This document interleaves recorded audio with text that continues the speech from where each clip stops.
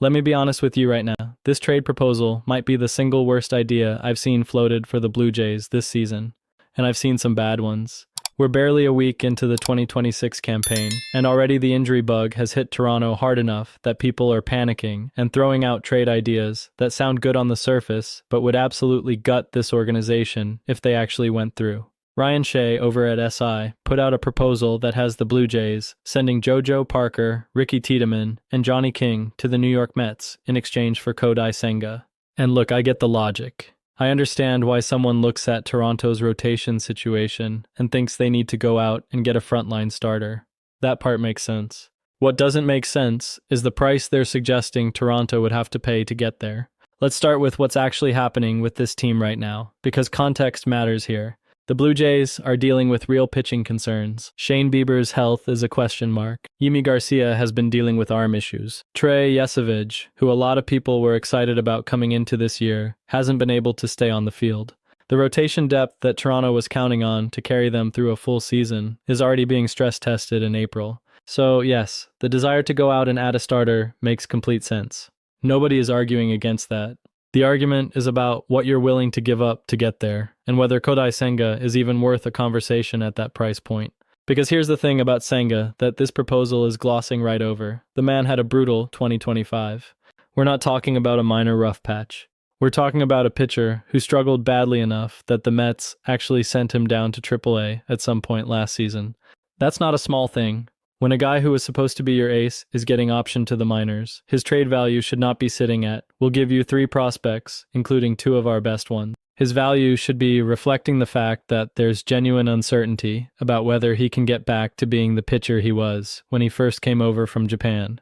The ghost fork, the electric stuff, all of that, it was real in 2023. But the durability concerns and the inconsistency since then are equally real, and any trade discussion that ignores that is setting Toronto up to get absolutely fleeced. Now let's talk about what Toronto would actually be giving up, because this is where the proposal really falls apart for me. Ricky Tiedemann is not a throw-in. Ricky Tiedemann is not a sweetener you add to a deal to make the numbers work. This is a left-handed pitching prospect who, when healthy, has some of the most electric stuff you'll find anywhere in the minor leagues. The Blue Jays have been incredibly careful with him, managing his workload, protecting his arm, building him up the right way because they know what they have. You don't do all of that and then ship him to Queens for a question mark. That doesn't make any sense for a franchise that's supposed to be thinking about sustained success, not just one desperate swing at a postseason run. And JoJo Parker on top of that.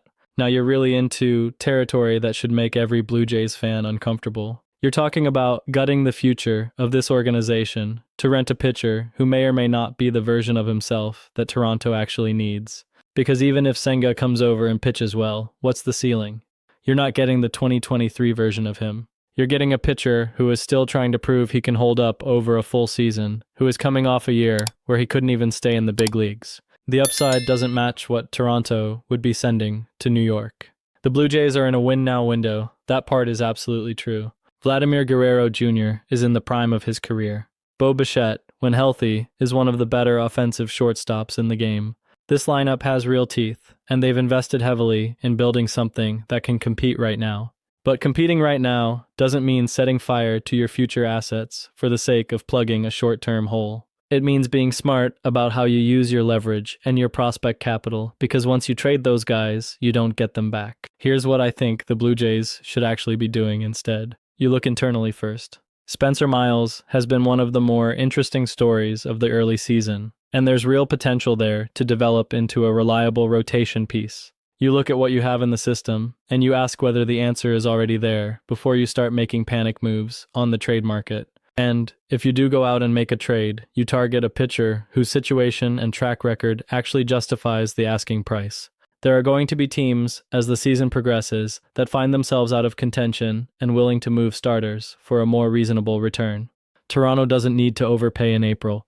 The Mets, for their part, I understand why they'd want this deal. Of course they want Tiedemann.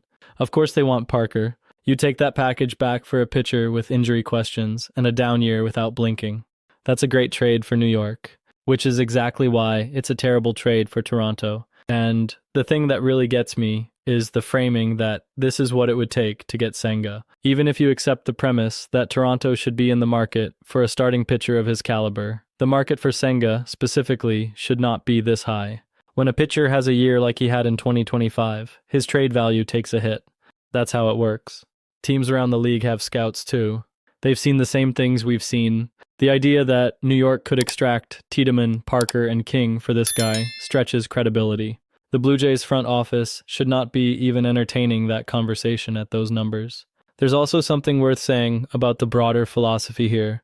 Toronto has spent years building up a prospect pipeline that gives them flexibility and leverage. Ricky Tiedemann represents the kind of homegrown pitching that is increasingly rare and increasingly valuable. When you trade that away, you're not just losing a prospect.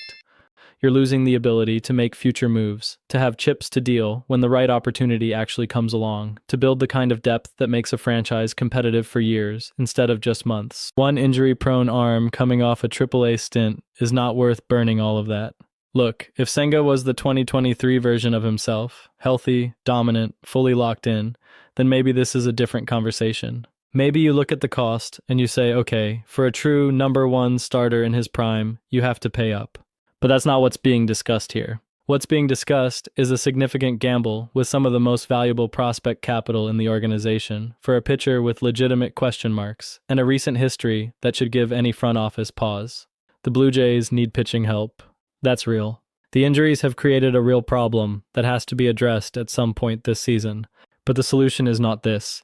The solution is not emptying the prospect cupboard for a guy who spent time in AAA last year and hasn't proven he can be a reliable postseason arm. Toronto is better than this proposal. The front office has shown enough competence over the past few years that I trust them not to make this deal.